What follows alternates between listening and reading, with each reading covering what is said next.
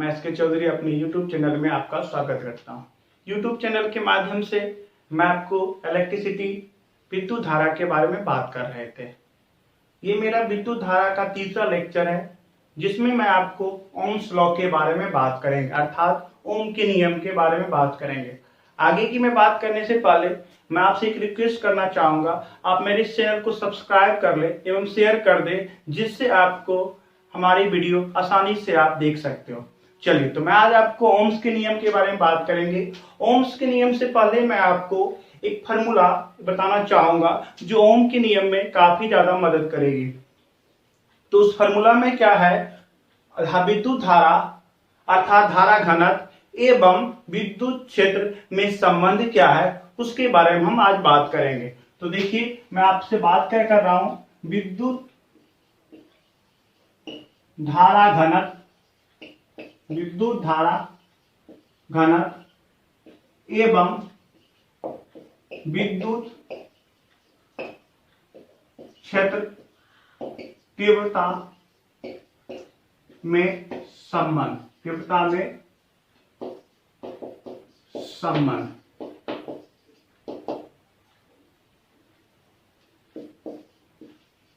Relation between current density and electric field। ये संबंध ओम के नियम के लिए काफी ज्यादा हेल्पफुल होती है। इस संबंध में हमको क्या निकालना, विद्युत धारा घनत्व एवं विद्युत क्षेत्र तीव्रता में क्या संबंध है। तो देखिए, बहुत सिंपल सी बात है। वी नो दैट, हम जानते हैं धारा घनत्व इक्वल टू NEVD। ये मैंने आपको पिछले क्लास में आपसे बातें किए थे। और VD इक्वल टू मैंने आपको बताया था E टाउ बाय M। जिस बच्चे को ये हमारा सूत्र समझ में नहीं आया, वो मेरे पिछले लेक्चर को आप देख सकते हो। पिछले लेक्चर मैंने ये दोनों फार्मूला को आपको सत्यापित किया था। तो मैं J बराबर धारा घनत्व इक्वल टू NEVD, धारा घनत्व NEVD एवं अनुगमन वेग VD बराबर E टाउ बाय M। अर्थात मैं ऐसा लिख सकता हूं, धारा घनत्व इक्वल टू NEVD की जगह E टाउ बाय M। तो देखिए, J इक्वल टू लिख सकता हूं NE square tau by M into E। दिख रहा है आपको? ये जो आपको दिख रहा है, इस टर्म को हम बोलते हैं चालकता। क्या बोलते हैं? चालकता। अर्थात J बराबर क्या निकल गया, सिग्मा E। J बराबर सिग्मा E, जहां सिग्मा क्या है बाबू, चालकता। जहां सिग्मा क्या है, चालकता, बराबर क्या निकल गया आपका, NE square tau by M। देखिए, ये बहुत सिंपल सा सूत्र था हमारा। इस सूत्र में हमको निकालना क्या था, धारा घनत्व एवं विद्युत क्षेत्र में संबंध। मैंने आपको पिछले लेक्चर में J बराबर NEVD बताया था। J बराबर NEVD। J हमारा धारा घनत्व थी, NE हमारा प्रतिकायतन मुक्त इलेक्ट्रॉन की संख्या थी, VD हमारा अनुगमन वेग था। और VD इक्वल टू हमने आपको बताया था E टाउ बाय M। तो क्या मैं VD को रिप्लेस कर दूं इससे? तो VD क्या मैं क्या लिखता हूं, E tau by M and E into E square tau by M into E। G आपकी धारा घनत्व, E आपका विद्युत क्षेत्र। और ये जो दिख रहा है, इस टर्म को बोलते हैं चालकता। इसका मतलब फार्मूला निकल गया, J बराबर सिग्मा E, जहां पे J क्या है आपका, धारा घनत्व। J क्या है आपका बाबू, धारा घनत्व। E क्या हो गया बाबू, विद्युत क्षेत्र, विद्युत क्षेत्र तीव्रता। E आपका क्या निकल गया, विद्युत क्षेत्र तीव्रता। चलिए, अब आपको सब आगे मैं बात करता हूं इस लेक्चर में।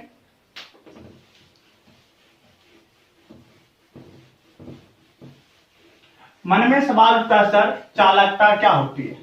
तो लिखिए, चालकता, जिसको इंग्लिश में बोला जाता है कंडक्टिविटी। क्या बोलते हैं बाबू, कंडक्टिविटी, चालकता, सिग्मा। तो ध्यान रखिए, चालकता बट चालक नाम से पर चालकता, अर्थात क्या हुआ, किसी तार से या किसी पदार्थ से मुक्त इलेक्ट्रॉन के प्रवाह करने की क्षमता हो, किसी पदार्थ से मुक्त इलेक्ट्रॉन के प्रवाह करने की क्षमता हुई क्या कहते हैं? चालकता। याद रखिएगा, किसी भी पदार्थ से मुक्त इलेक्ट्रॉन के प्रवाह करने की क्षमता, कोई प्रवाह मतलब प्रवाहित कर, किसी पदार्थ से मुक्त इलेक्ट्रॉन के प्रवाह करने की क्षमता को चालकता कहते हैं। तो चालकता इक्वल टू क्या निकल गया बाबू? Ne² tau by m, Ne² tau by m। इसी का उल्टा हमने एक नया वर्ड बनाया है, प्रतिरोधकता। प्रतिरोधकता जिसको रेजिस्टिविटी कहा जाता है, जिसको क्या कहा जाता है? रेजिस्टिविटी। तो रेजिस्टिविटी क्या होती है? जस्ट इसका उल्टा। चालकता के प्रतिलोम को, चालकता के प्रतिलोम को प्रतिरोधकता कहा जाता है। चालकता के प्रतिलोम क्या कहते हैं? प्रतिरोधकता। तो ध्यान रखिएगा, प्रतिरोधकता क्या होगा? चालकता का उल्टा। इसका फॉर्मूला क्या निकल गया? m by Ne² tau, m by Ne² tau. याद रखिएगा, किसी पदार्थ से मुक्त इलेक्ट्रॉन के प्रवाह करने की क्षमता को चालकता कहते हैं, और किसी चालकता कहते हैं, कोई दिक्कत? और ध्यान रखिए, चालकता के प्रतिलोम को ही क्या कहा जाता है? प्रतिरोधकता। चालकता के प्रतिलोम को प्रतिरोधकता, और किसी पदार्थ से मुक्त इलेक्ट्रॉन के प्रवाह करने की क्षमता को चालकता कहते हैं। कोई दिक्कत? तो देखिए, अब सबसे सारा सवाल उठता है तापमान का प्रभाव। तापमान का प्रभाव, तापमान का प्रभाव।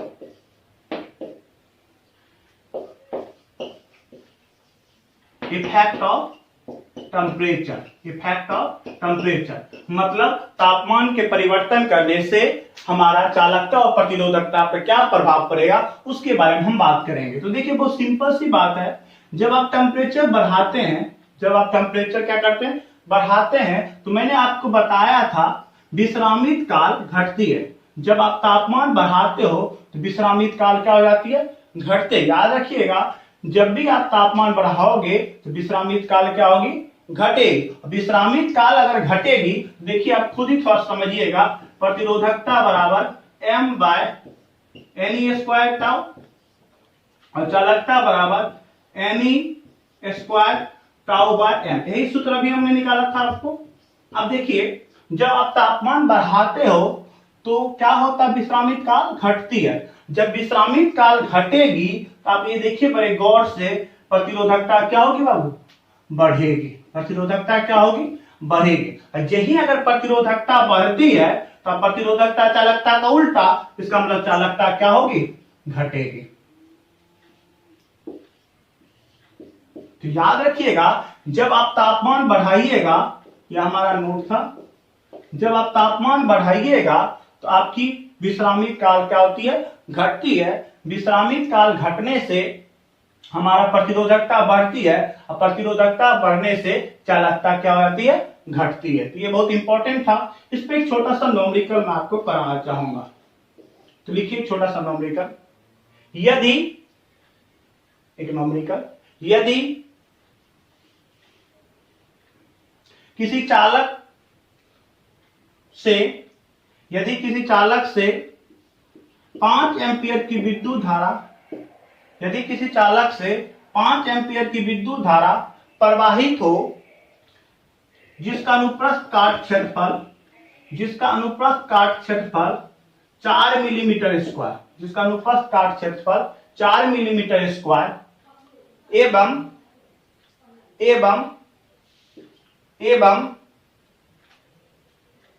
चालकता, एवं चालकता 2 गुना 10 के पावर 4, 2 गुना 10 के पावर 4 प्रति ओम मीटर, प्रति ओम मीटर। तो बताए प्रतिरोधकता एवं विद्युत क्षेत्र क्या होगा। तो देखिए सॉल्यूशन, धारा कितनी दिया बाबू? 5 एम्पियर, अनुपात काट क्षेत्रफल कितना? 4 मिलीमीटर स्क्वायर, चालकता आपको दे रखा, आपसे पूछा क्या? प्रतिरोधकता और विद्युत क्षेत्र। बहुत सिंपल सा सवाल है। देखिए, प्रतिरोधकता किसका उल्टा? चालकता का। 1 बाय सिग्मा, सिग्मा का वैल्यू कितना निकला? 2 गुना 10 के पावर 4। इसको सॉल्व करिएगा, 1/2 गुना 10 के पावर -4 ओम मीटर निकल गया। आप देखिए दूसरा क्वेश्चन आपसे क्या पूछा, विद्युत क्षेत्र तीव्रता। तो जे बराबर आपने क्या पढ़े, सिग्मा ए, जे बराबर सिग्मा ए, नंबर 2 क्वेश्चन। और जे बराबर आपको पढ़ाया था धारा घनत्व आई बाय ए इंटू बराबर सिग्मा ई, हमको क्या निकाला, विद्युत क्षेत्र। तो ई बराबर I by sigma A, I by sigma A. और आई आपको क्वेश्चन कितना दिया है, 5 एम्पियर। सिग्मा कितना दिया है, 2 गुना 10 के पावर 4। अनुप्रस्थ काट क्षेत्रफल कितना दिया, 4 मिलीमीटर स्क्वायर, 4 गुना 10 के पावर -6।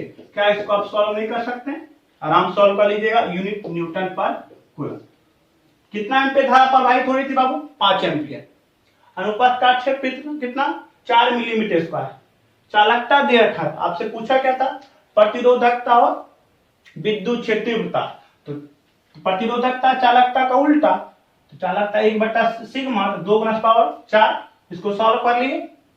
दूसरा आपसे पूछा विद्युत क्षेत्र तीव्रता, तो जे बराबर सिग्मा है, ई बराबर, तो जे बराबर लिखा तो आई बाय ए बराबर सिग्मा है, ई बराबर इसको इधर ले आए सिग्मा है, इसको वैल्यू पुट किया और आंसर आ गया। तो ये बहुत सिंपल सा था जो मैंने आपसे बात किया था। चलिए, जिस आज का हमारा जो मेन टॉपिक था जिस पे हमको बात करनी थी, वो हमारा टॉपिक था ओम्स लॉ। किसके बारे में आज बात करेंगे, ओम्स लॉ, मतलब ओम का नियम। ओम्स लॉ, ओम का नियम आप लोग लिख लीजिएगा। हिंदी में ओम्स के नियम, इंग्लिश में बोलते हैं ओम्स लॉ। ओम्स लॉ ये आप लोग 10th में पहले से ही पढ़ रखे होंगे। इस चैप्टर के ओम्स लॉ बहुत ज्यादा इंपॉर्टेंट है, इसलिए इसको अच्छे से ध्यान रखिएगा। तो ओम्स के नियम आपने 10th में ही पढ़ा होगा, उसी को थोड़ा सा हम बात करते हैं। तो देखिए कहता है क्या ओम के नियम, अकॉर्डिंग टू ओम्स लॉ,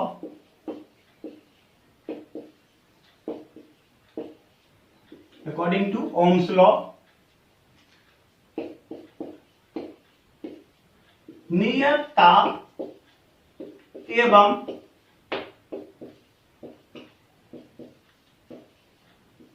भौतिक अवस्था पर दो चीज बात करते हैं, नियत ताप, दूसरा भौतिक अवस्था। इसका मतलब क्या होता है, जब तापमान एवं भौतिक अवस्था में लंबाई, क्षेत्रफल, आयतन, द्रव्यमान ये सब क्या होनी चाहिए, नियत, तभी ओम्स लॉ आपका क्या होता लागू होगा। अगर ऐसे में आपका ओम्स लॉ लागू नहीं होगा। तो ओम्स लॉ कहता है क्या है, आप लोग लिख भी लीजिएगा।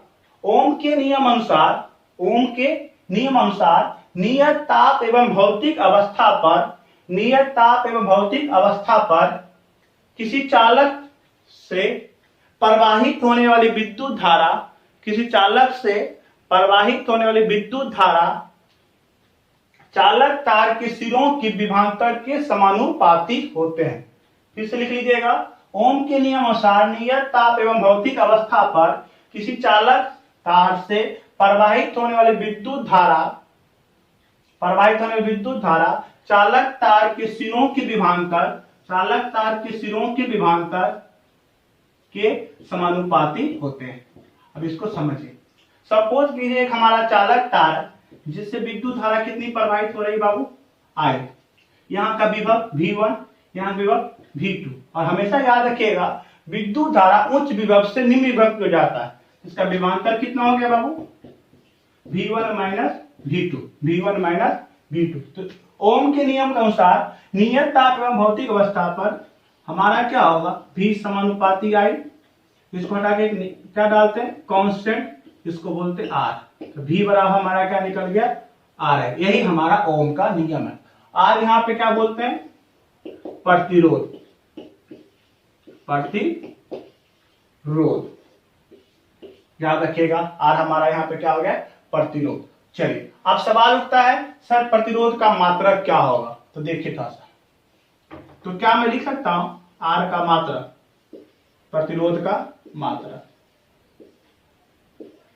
तो क्या लिख सकता हूं मैं, V by I, V by I. V हमारा क्या हो गया, वोल्ट, I क्या हो गया, एम्पियर। तो मात्रक क्या निकल गया, वोल्ट एम्पियर। इसी को बोला जाता ओम, क्या बोलते हैं, ओम। इसका मतलब याद रखिएगा 1 ओम बराबर 1 वोल्ट बटा 1 एम्पियर।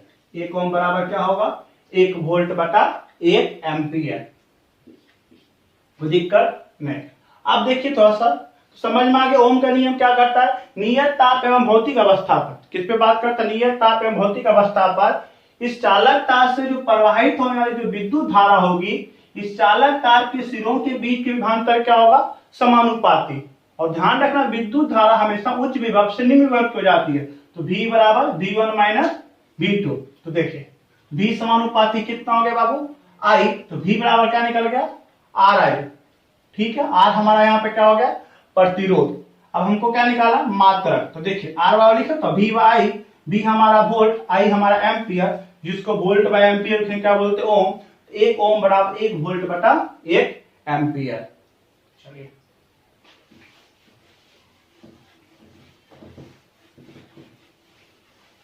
एक बार ना आपके एग्जाम में पूछा था और आगे पूछ भी सकता है, ओम के नियम के लिए हमारा वोल्टता एवं धारा का आरेख क्या पूछता है? वोल्टता एवं धारा का आरेख। तो देखिए थोड़ा सा हम आरेख की बात करेंगे।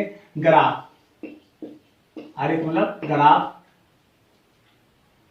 बिटवीन V एंड I, वोल्टता एवं धारा के बीच का निकालना ग्राफ। तो देखिए एक्स अक्ष पे मैं विद्युत धारा देता हूं I, वाई अक्ष पे हम वोल्टता देता हूं V। V हमारा वोल्टता या विभवांतर भी आप बोल सकते हो। अब देखिए अभी जस्ट आपने पढ़ा है अकॉर्डिंग टू ओम्स लॉ, ओम के नियम से V बराबर RI, यही में पढ़े आप लोग। और देखिए आपने मैथ वाले सर आप लोगों को पढ़ाए होंगे सरल रेखा का समीकरण y बराबर mx प्लस c, और यहाँ पे c का मान कितना? 0। तो y equal to mx, y equal to mx किसका ग्राफ? सरल रेखा का। किसका? सरल रेखा का। कहां से पास करेगा? ओरिजिन से। तो ये आपका ग्राफ बन गया। और m के यहाँ क्या दिख रहा? r। इसका मतलब m बराबर क्या हो गया? r। m को यहाँ क्या बोलते हैं? ढाल। इसका मतलब आपको समझ में आ गया होगा।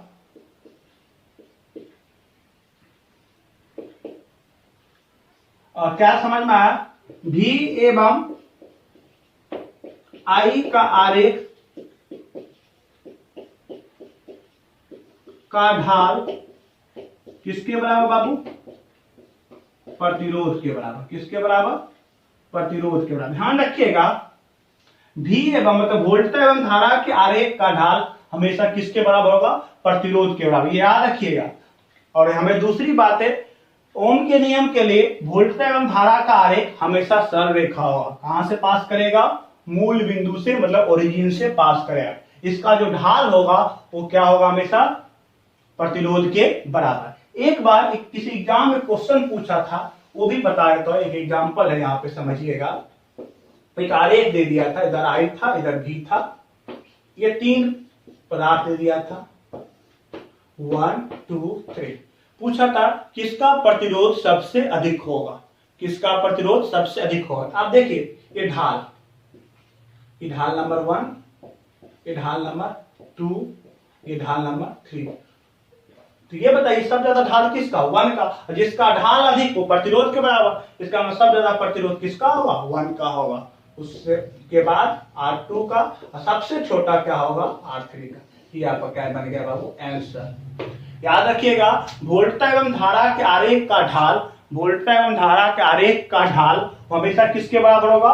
प्रतिरोध के बराबर। जितना ज्यादा ढाल उतना ज्यादा प्रतिरोध, जितना ज्यादा ढाल उतना ज्यादा क्या होगा?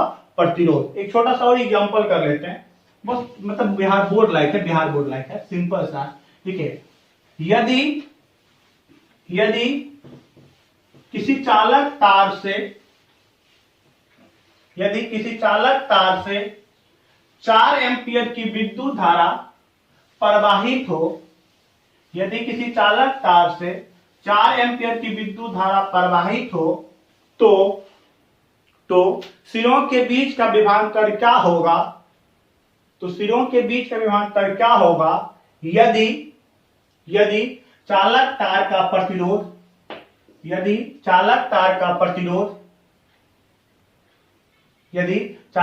का प्रतिरोध 20 ओम चालक तार का प्रतिरोध कितना दिया 20 ओम, धारा कितना प्रवाहित हो रहा 5 एम्पियर। कितना एम्पियर बोला 5 एम्पियर। क्योंकि चालक तार धारा कितने प्रवाहित हो रही 5 एम्पियर, प्रतिरोध कितना 20 ओम। तो आपसे पूछा विभवांतर का, और सिंपल सा V बराबर आर आई, आर कितना 20, आई कितना 5 बराबर कितना 100 वोल्ट। ठीक है। दूसरा क्वेश्चन है सिंपल सा, यदि दिए गए चित्र में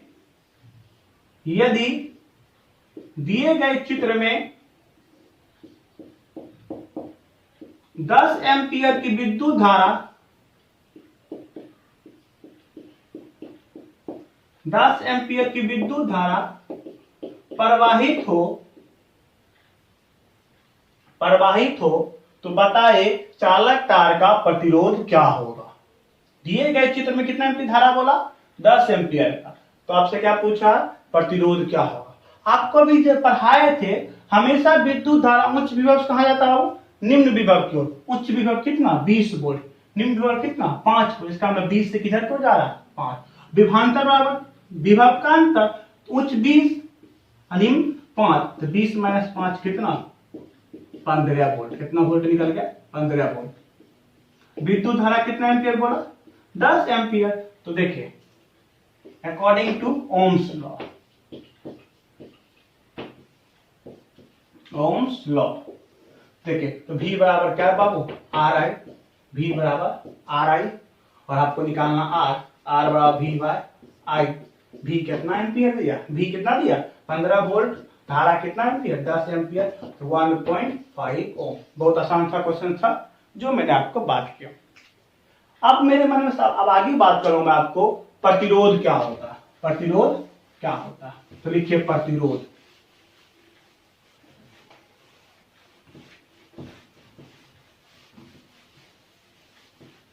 प्रतिरोध जिसको इंग्लिश में बोलते हैं रेजिस्टेंस।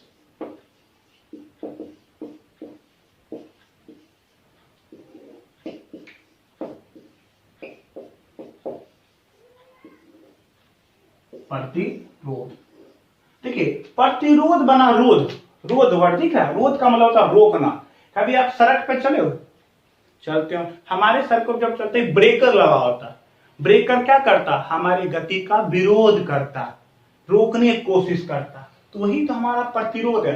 प्रतिरोध क्या करता है विद्युत धारा के प्रवाह का क्या करता विरोध करता, अर्थात किसी पदार्थ का वह गुण, किसी पदार्थ का वह गुण जिसके कारण, किसी पदार्थ का वह गुण जिसके कारण धारा के प्रवाह का विरोध हो, जिसके कारण धारा के प्रवाह का विरोध हो, उसी गुण को क्या बोलते हैं प्रतिरोध कहते हैं। याद रखिएगा, किसी पदार्थ का वह गुण जिसके कारण धारा के प्रवाह का विरोध हो, उसी गुण को हम क्या बोलते हैं प्रतिरोध कर सकते हैं। ध्यान रखिएगा, मतलब धारा के प्रवाह का विरोध करना ही क्या कहलाता है प्रतिरोध। याद रखिएगा प्रतिरोध कैसे उत्पन्न होता है पता है किसी चालक में, तो किसी चालक में प्रतिरोध, किसी चालक में प्रतिरोध हमेशा याद रखना इलेक्ट्रॉन के टक्कर के कारण उत्पन्न होती है।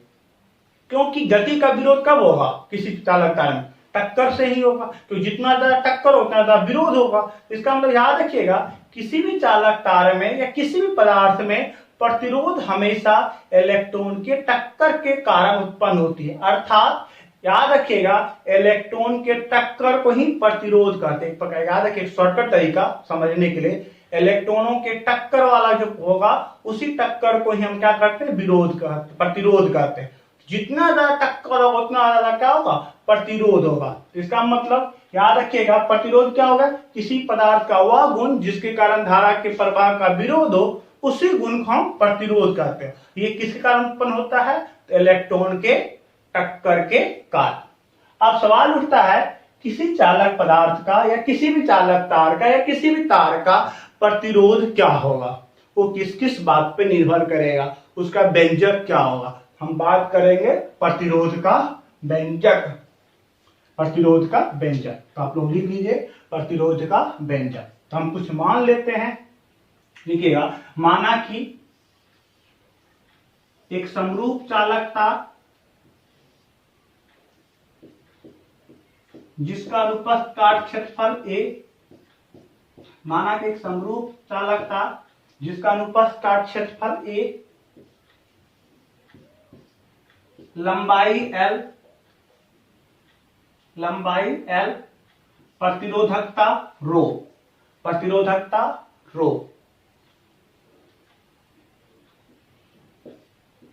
चालक तार के सिरों के बीच का विभवांतर V, विभवांतर कितनी है V, धारा I, धारा कितनी है I। फिर समझ लीजिए एक समरूप चालक तार है जिसकी लंबाई कितनी है L, अनुप्रस्थ काट क्षेत्रफल A, प्रतिरोधकता रो, विभवांतर V, धारा I। अब देखिए हम प्रतिरोध का व्यंजक निकालते हैं। तो देखिए अभी जस्ट हमने पढ़ा है वी नो दैट, हम जानते हैं J बराबर सिग्मा ए। और आपको एक बता दूं स्थिर विद्युत में चैप्टर में विद्युत विभव एवं विद्युत क्षेत्र में एक संबंध था, उस सूत्र होता है, उसी संबंध से हमने निकाला है, फॉर्मूला होता है विभवांतर V बराबर डी होता है दो बिंदु के बीच की दूरी, समरूप विद्युत क्षेत्र के लिए सूत्र होता है V बराबर डी, और E हमारा क्या विद्युत क्षेत्र, D हमारा दूरी। तो यहाँ पे दो बिंदु के बीच की दूरी कितनी हो जाएगी L, इसका मतलब V बराबर क्या हो जाएगा EL। यहाँ L बराबर लिख सकता हूँ E बराबर लिख सकता हूँ V/L।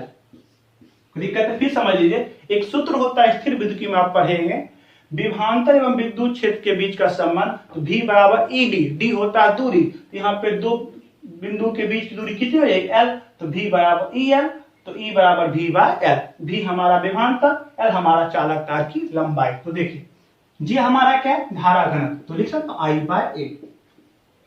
ठीक है, चालकता, प्रतिरोधकता के व्युत्क्रम को क्या कहते हैं चालकता, या चालकता के प्रतिलोम को प्रतिरोधकता, इंटू E। यहाँ क्या लिखता हूं मैं V/L लिख सकते हैं। तो V बराबर लिख सकते हैं, इसको इधर लाके रो L/A इंटू I, ये हमारा समीकरण फर्स्ट। आपने 10th में दूसरे तरीके से प्रूव किए होंगे सर लोग, समानुपाती L, समानुपात व्युत्क्रमानुपाती A, हटा के एक स्थिरांक डाल देता हूँ रो और प्रूफ हो जाता है, वो अलग बात। यहाँ पे हमने 12th के मेथड से प्रूव किया। ठीक है, अब देखें अकॉर्डिंग टू ओम्स लॉ, किसके नियम से ओम्स लॉ में V बराबर हमको क्या पढ़ाया गया R है, समीकरण नंबर 2, समीकरण 1 एवं 2 से, समीकरण 1 एवं 2 से देखिए V यहां भी है, V यहां भी, I यहां भी, I यहां भी, R बराबर क्या लिखा रो L/A। यही आपका सूत्र था जो आपने 10th में भी पढ़े होंगे। तो आपके 10th वाले सर क्या बोले होंगे, किसी चालक तार का प्रतिरोध लंबाई के समानुपाती अनुप्रस्थ काट क्षेत्रफल के व्युत्क्रमानुपाती होते, वहां पे हटा के एक स्थान डाल दिए होंगे रो, तो R रो L/A। यहाँ पे मैंने दूसरे तरीके से प्रूव किया है। अब फिर समझ लीजिए ये हमने पढ़ा था अभी जस्ट धारा घनत्व एवं विद्युत क्षेत्र में संबंध, तो J बराबर सिग्मा E, J को लिखा था I/A सिग्मा 1/रो, और E बराबर V/L, V को छोड़ दिया बाकी सब टर्म इधर है। ओम के नियम से V बराबर RI, समीकरण 1 एवं 2 को क्या कर दिया हमने तुलना कर दिया, और आपने खुद देखी R जहां क्या दिख रहा रो L/A। कोई दिक्कत यहाँ तक, बहुत सिंपल सर, उतार लीजिएगा आप लोग, बहुत आसानी है, बहुत इंपॉर्टेंट सूत्र है। चलिए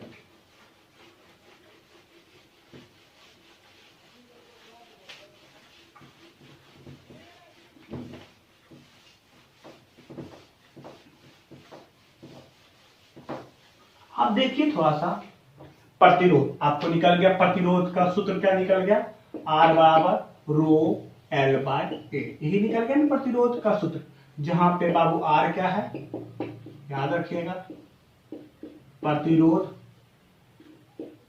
रो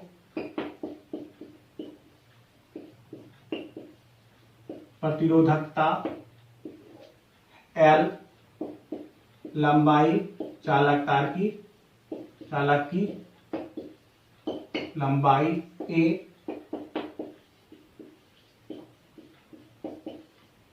अनुप्रस्थ काट क्षेत्रफल, अनुप्रस्थ काट क्षेत्रफल।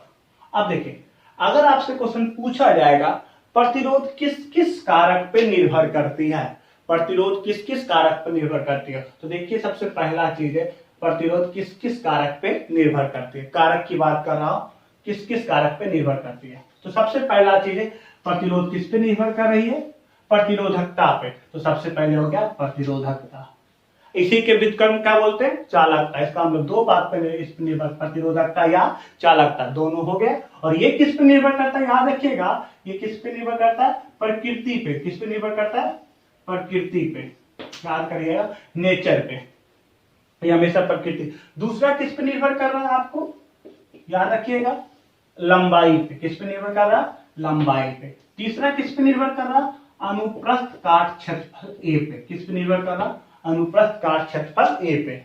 और आपको याद होगा अभी जस्ट हमने आपको बताया थी एक चीज और, जब आप तापमान पर बदल रहे थे तो प्रतिरोधकता और चालकता भी क्या हो रही थी, बदल रही थी। इसका मतलब हमारा प्रतिरोध किस पे भी निर्भर कर दिया, तापमान, मतलब टेम्परेचर। तो हमारा प्रतिरोध, किसी भी चालक का प्रतिरोध या किसी भी पदार्थ का प्रतिरोध हमारे चार कारक पे निर्भर करती है। सबसे पहली बात उसकी प्रकृति पे निर्भर करती है, दूसरा उसकी लंबाई पे निर्भर करती है, तीसरा अनुप्रस्थ काट क्षेत्रफल पे निर्भर करती है, चौथा हमारा तापमान पे निर्भर करती है। अब आगे हम बात आपसे करूंगा कैसे निर्भर करेगा, उसका सूत्र क्या होगा, ये सब मैं आपको अगले लेक्चर बताऊंगा। उससे पहले मैं आपको दो तीन छोटा सा न्यूमेरिकल करा देना चाहता हूं। तो चलिए लिखिए छोटा सा न्यूमेरिकल। यदि पहला न्यूमेरिकल इस प्रतिरोध पे, यदि किसी चालक तार का लंबाई 10 मीटर, यदि किसी चालक तार का लंबाई 10 मीटर एवं अनुप्रस्थ काट क्षेत्रफल 2 मिलीमीटर स्क्वायर, लंबाई 10 मीटर, अनुप्रस्थ काट क्षेत्रफल 2 मिलीमीटर स्क्वायर एवं प्रतिरोधकता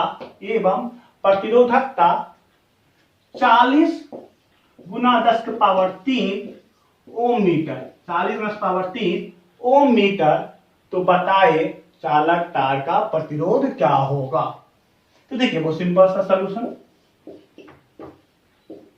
R बराबर rho L by A, rho L by A. Rho क्या है बाबू, प्रतिरोधकता, एल लंबाई, ये अनुप्रस्थ काट क्षेत्रफल, आर प्रतिरोध। हमको निकालना प्रतिरोध, रो कितना 40 गुना 10⁻³,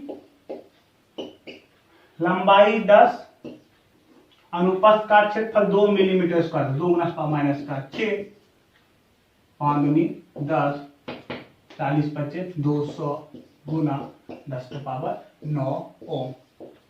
देखिए गुना भाग आप लोग चेक कर लीजिएगा, मे भी गलत भी हो सकता है, बट गुना भाग आप चेक कर लीजिएगा।